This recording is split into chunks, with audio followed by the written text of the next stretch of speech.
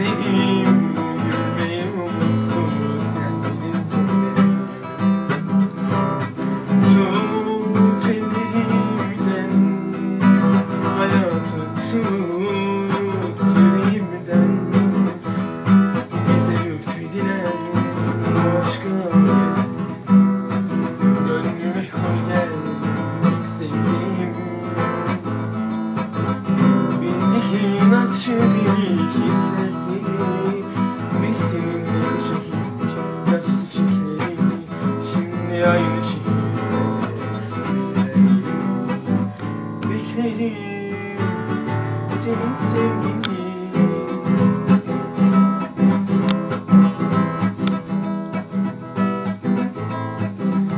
Sensiz günleri ömrümden siliyorum ben.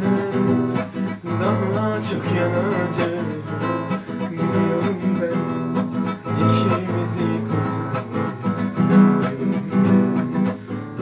aşkım içimden.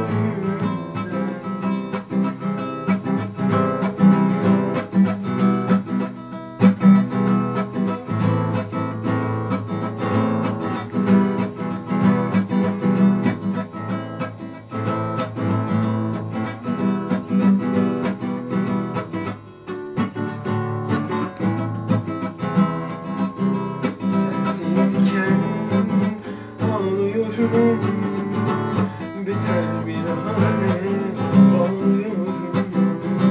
Güzel günlerin hatırına dön, her şeyi yap gel sevdiğim.